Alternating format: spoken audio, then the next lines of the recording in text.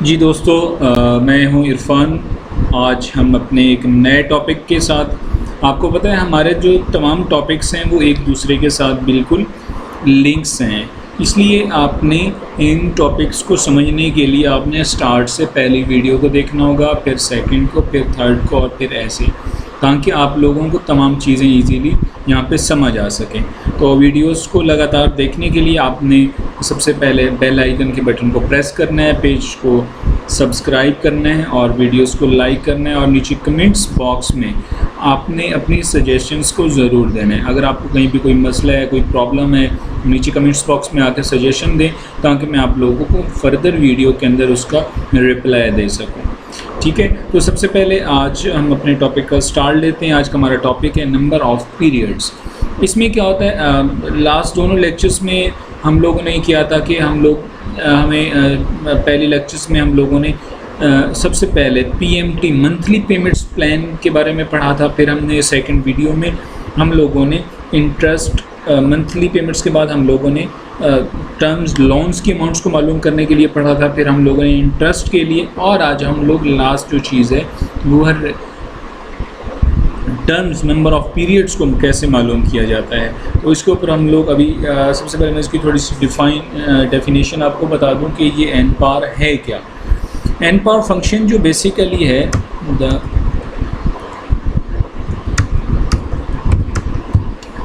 N power function returns the number of periods for an investment based on periods। ठीक है जी। ये constant payments को मालूम किया जाता है, इसके ज़रिए हम कांस्टेंट और इसके ज़रिए हम लोग क्या होता है कांस्टेंट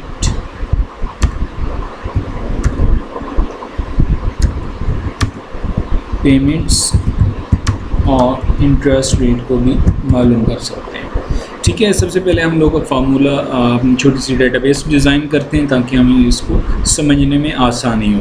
सबसे पहले हमने क्या लेना है, सबसे पहले आपने लोन की अमाउंट को लेना है कि हमारे पास लोन की अमाउंट कितने। मैं डिफ़ाइन करता हूँ कि जी मैंने जो यहाँ पे देखें ब्रैकेट्स में मैं इसलिए लोन के अमाउंट के ले रहा हूँ क्योंकि मैं किसी से क्रेडिट ले रहा हूँ। अगर मैं पॉजिटिव में लिख लूँगा बैलेंस तो इसका जो आंसर है वो सही नहीं होगा, इसलिए आपने ब्रैकेट्स में मींस माइनस में इसके बैलेंस को लेना होगा।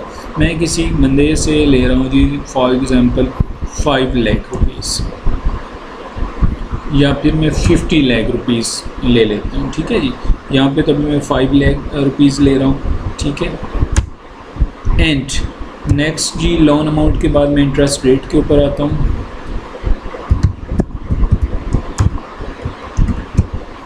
इंटरेस्ट रेट फॉर एग्जांपल मेरे पास है 10% एंड मंथली पेमेंट्स, मैं मंथली पेमेंट्स फॉर एग्जांपल 10% अगर हो तो मैं मंथली पेमेंट्स पे करना चाहता हूँ 10,000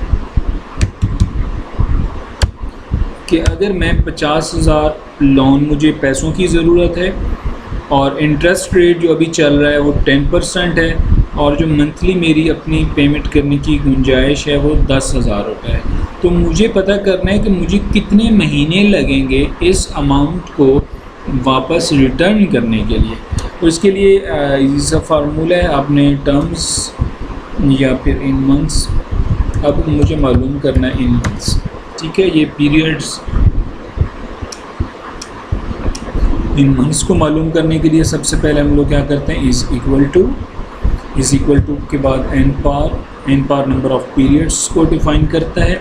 सबसे पहले बात कर रहा है रेट की, सबसे पहले हमने रेट को डिफ़ाइन करना है। ये ईयरली हमने इसको क्योंकि मंथ्स में मालूम करना चाह रहे हैं तो इसलिए हम इसको डिवाइडेड बाय 12 कर देंगे। कॉमा के बाद हमने आगे क्या करना है, हमने मंथली पेमेंट्स को सिलेक्ट करना है, पीएमटी को, जहाँ पे देखें पीएमटी की बात की जा रही है।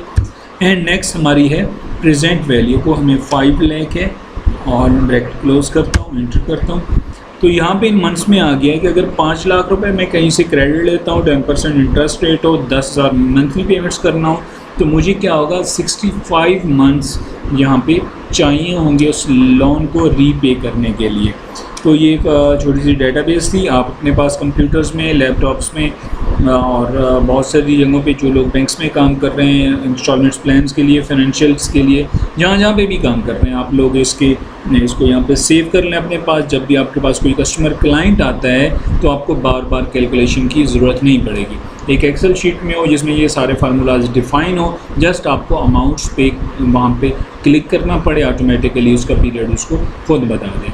तो कोशिश कीजिएगा, इसकी प्रैक्टिस कीजिएगा बार बार। जितनी ज़्यादा प्रैक्टिस करेंगे उतने ज़्यादा आप लोग सीख पाएंगे। बहुत शुक्रिया।